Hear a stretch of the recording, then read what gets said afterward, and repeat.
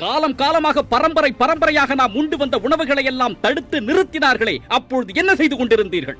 கடலை எண்ணெய் உபயோகப்படுத்தாதீர்கள், நல்லெண்ணெய் உபயோகப்படுத்தாதீர்கள், தேங்காய் எண்ணெயை உபயோகப்படுத்தாதீர்கள் என்று கூறி கூறி உங்கள் அறிவை மழுங்கச் செய்து ரீஃபைண்ட் ஆயில் என்ற ஒன்றை கொண்டு வந்தார்களே.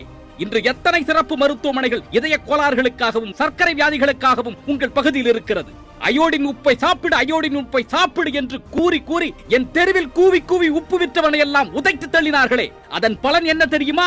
இன்று வீதிக்கு வீதி தைராய்டு ஸ்பெஷாலிட்டி ஹாஸ்பிட்டல்கள் முளைத்திருக்கின்றன. புற்றுநோய் என்பது எங்கோ ஒருவனுக்கு ஏதோ ஒரு மூளையில் வருகின்ற ஒரு நோயாக இருந்தது. ஆனால் உங்கள் பகுதியில் புற்றுநோய்க்காக மருத்துவம் பார்க்கின்றேன் என்று எத்தனை மருத்துவமனைகள் முளைத்திருக்கின்றது. எப்படி வந்தது புற்றுநோய்? உடல் உழைப்பின்றி இருந்தால் ரத்த கொதிப்பு வரும், சர்க்கரை நோய் வரும் என்று கூறிக்கொண்டிருந்தீர்களே. 25 வயதில் ஓடி ஓடி உழைக்கக்கூடிய என் இளைஞன் நெஞ்சு வெடித்து இறந்து போகின்றானே, அதற்கு என்ன காரணத்தை கூற போகின்றீர்கள்? உலக நாடுகளில் தடை செய்யப்பட்ட பொருட்களும் தடை செய்யப்பட்ட தயாரிப்பு முறைகளும் இந்த தேசத்தில் பரவலாக இருக்கின்றதே, அதை பற்றி நீங்கள் யோசித்திருக்கின்றீர்களா?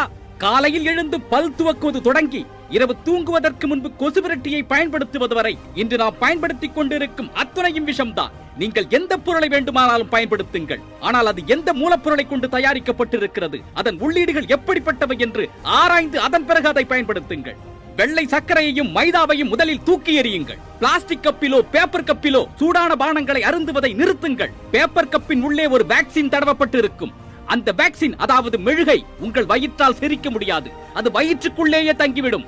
ஒரு ஹோட்டலில் நெகிழி காகிதத்தில் உங்களுக்கு உணவளித்தால் அதை புறக்கணியுங்கள். நெகிழி காகிதத்தில் சாப்பிட மாட்டோம் என்று எழுந்து வாருங்கள். அடுத்த முறை நீங்கள் செல்லும் பொழுது அந்த கடைக்காரர் 10 இலையை வாங்கி வைப்பார். சூடான வடையில் எண்ணெயை பிழிகின்றேன் என்ற பெயரில் அதை செய்தித்தாளில் வைத்து அமுக்காதீர்கள். செய்தித்தாள் அச்சிடப்பட்டிருக்கும் மை, அதாவது இங்க், ஒரு ரசாயன பொருள். அது வயிற்றுக்குள் சென்றால் என்ன ஆகும் என்று ஏன் நீங்கள் யோசிக்கவில்லை? முதலில் இவற்றையெல்லாம் நிறுத்துங்கள். இதையெல்லாம் செய்ய மாட்டேன் என்று முடிவெடுங்கள். அதன் பிறகு ஒவ்வொரு படியாக உங்களை நீங்களே உயர்த்திக் கொள்வீர்கள்.